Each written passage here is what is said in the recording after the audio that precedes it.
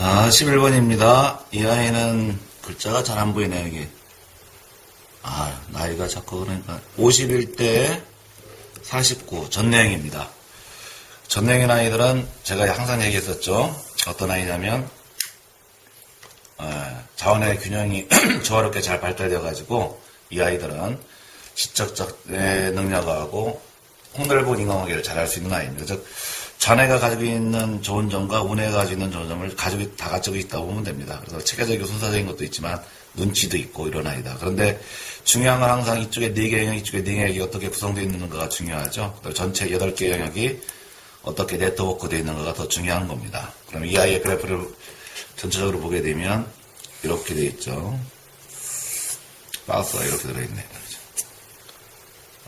여기 여기가 이렇게 되어 있죠. 자, 그러면 이 정도 폭이 있어요, 그죠? 근데 이 정도 문제가 있다 보니 폭이 깊을수록 넓을수록 이 문제가 더 심각한 건데 성격 영역을 보겠습니다. 성격 영역은 위에 올라가 있고 이렇게 양쪽이 올라가 있으면 리더형, 양쪽이 이제 떨어져 있는 현상이 벌어지면 참모형. 이 아이는 언어가 올라가 있고 시각이 떨어져 있죠. 이런 아이들은 뭐라고 해야 됩니까? 성격이 어긋나죠.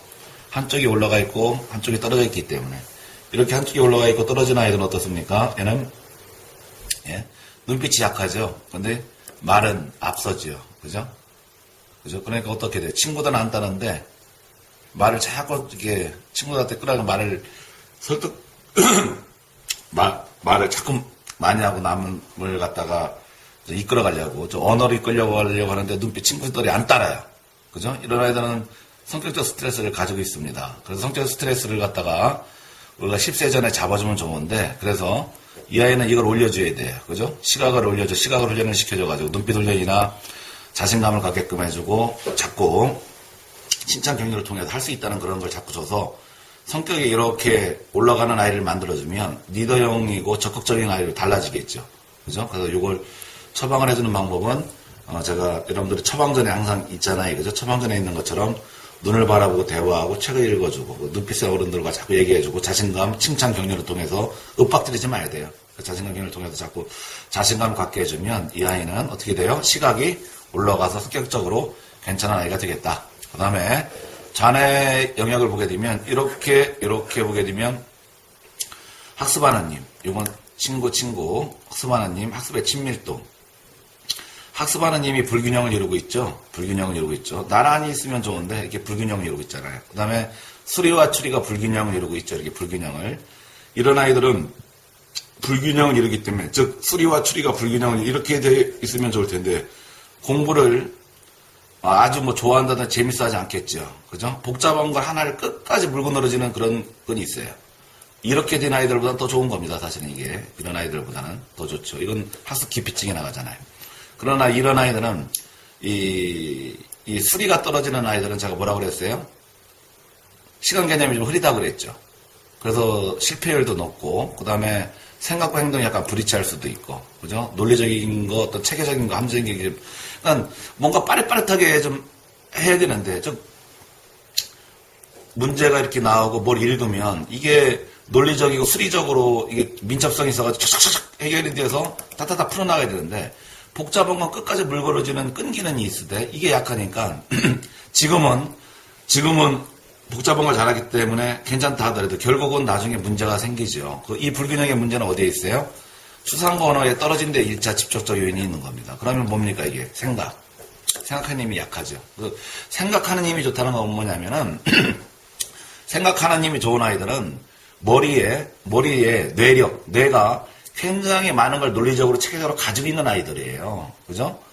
그래야만 생각하는 힘이 좋다는 게 왜 그 얘기를 하면, 생각하는 힘이 좋은 아이들은 빼쓰는 걸 잘 빼쓰잖아요. 예를 들면 제가 옛날에 어느 교육을 갔는데 원장님이 USB를 줘서 저한테 복사해달라고 그래요. 그걸 보니까 어떻게 되어 있냐면 미술, 체육, 폴더가 이렇게 쭉 잘 되어 있더라고요. 그죠? 머릿속이 그와 마찬가지예요. 머릿속이 뭐든지 이렇게 잘 체계적으로 정리가 되어 있으면, 이게 체계적으로 정리를 하려면 뭐가 필요합니까? 아이들한테 입력을 할 때 잘 보고 잘 듣고 잘 읽는 게 중요해요. 이 세 가지가 잘 들어오는데 어떻게 들어와야 되느냐? 오감을 통해서 들어와야 됩니다. 분류를 해서 잘 집어넣게 되면 언제든지 빠르게 뺏으지요. 근데 얘는 잘 들어있지 않기 때문에 빠르게 뺏을 수 없는 거예요. 그죠? 그러니까 이게 불균형을 이루죠. 불균형을 이루죠. 그러면 원인, 요걸 잘 들어가 있게 만드는 게 중요합니다. 생각하는 힘을 갖기 위해서 그래서 우리가 YSQ 연간 여러분들이 활용하는 그 교재처럼 아이들의 생각을 잘 보게끔 만들어주고 잘 듣게끔 이래서 뇌력을 튼튼하게 만들어주면 이게 올라갈, 이게 나란히 되죠. 그죠? 그러면 복잡한 걸 끈질기게 물고 드는 것보다는 빨리빨리 뺐으니까 이것도 좋아지겠죠. 그럼 얼마나 좋아요. 머리가 정리가 잘 되어 있어서 빨리 뺐쓰기도 잘하지요. 복잡한 것도 잘하지요. 그래서 결국은 이렇게 불균형을 이루는 이유가 어디에 있느냐? 여기에 있다. 그래서 이걸 처방을 해줘야 된다. 그죠? 그 다음에 정서적인 걸 볼게요. 정서적인 건 운해를 봅니다. 운해를 보게 되면 정서적인 문제가 나오죠. 정서적인 문제, 운해를 보게 되면 어때요? 얘가 제일 많이 올라가 있는 거. 그죠? 이게 올라가 있잖아요. 지각. 지각이 누군가 옆에 같이 붙어 있으면, 얘가 붙어 있으면 민첩성이 되지만, 혼자 올라가 있을 때는 몸이 산만한 겁니다, 몸이. 그죠? 몸이 산만. 그래도 학습적으로 산만한 게 없으니까 다행이에요. 몸이 산만한 겁니다. 그래서 몸이 산만한 걸 고쳐줘야 되고, 산만한 건 사람이 많은 데 가지 말라고 그랬죠? 얘가 좋아할 수 있는 일을 찾아가 집중할 수 있게끔 자꾸 만들어주고, 규칙적인 생활 습관을 갖게끔 해주고, 주변 환경, 밥 먹을 때나 이럴 때나 모든 것이 TV를 끈다든지 조용히 만들어줘서 산만함을 많이 좀 줄여줘야 돼요. 그죠? 그 다음에 제일 떨어져 있는 거, 구성력. 구성력은 뭐예요? 열정이죠. 누군가 붙어 있으면 열정이 있어요. 열정이 있지만, 이게 떨어지면 뭡니까? 열정이 떨어지기 시작하게 되면 어떤 현상이 벌어져요? 얘기해보세요. 예. 의욕이 상실되겠죠. 그죠? 저도 떨어지면 어때요? 무기력한 아이가 되겠죠. 무기력한 아이. 서로 안 하려고 하겠죠. 그러면 열정이 올라가면 어때요? 열정이 올라가면 스트레스는 왜 받냐면 뭔가 하고자 할 때 스트레스를 받습니다. 그 열정이 올라가게 되면 아이는 스트레스를 받죠. 열정이 더 올라가요. 그죠? 그러면 뇌가 그 스트레스를 받아들이지 못해요. 그럼 몸으로 표출을 해야죠. 그렇기 때문에 아이들이 틱 현상이 나타나는 겁니다. 틱 현상. 눈을 계속 깜빡이는 것처럼 뭔가 어떤 행동을 계속 반복해서 하는 거예요. 이런 현상이 벌어지게 되죠. 그죠? 이게 더 심하게 되면 ADH까지, 그래프가 이 정도가 된다면 ADH까지 가는 그래프가 되겠죠. 근데 이 아이는 구성력이 떨어지는 게 문제다. 구성력이 떨어질 때는 4가지 중에 하나라 그랬어요. 그죠? 4가지 중에, 많은 요인 중에. 즉, 엄마가 챙겨서 키우는 경우. 그죠? 엄마가 챙기는 경우. 두 번째는 엄마가 챙기는, 너무 뭐든지 다 해주는 거야. 옷 입는 거, 밥 먹는 거 다 해주고. 그 다음에 두 번째로 뭡니까? 얘가 독자로 태어났을 때. 세 번째는 뭐예요? 네, 맞습니다. 동생이 생겼어요. 동생이 태어났어요. 엄마가 나한테 관심만 가지고 있다가 날 미워해. 동생만 예뻐하는 것 같아. 그거 나를 막 윽박질러. 예를 들면. 윽박질을 때 시각도 떨어지지만. 그죠? 막 큰 소리 쳐가지고. 야! 동생한테 엄마가 지금 이거 하는데 너 거기서 뭐 하는 거야? 너는 거기 가만히 있어! 그러니까 얘가 자꾸 엄마 거기에 이제 눌려가지고 이제 열정이 떨어지고 무기력해. 네 번째는 분리불안. 이거에 의해서 애정 결핍되는 거. 이 4가지 중에 하나입니다. 4가지.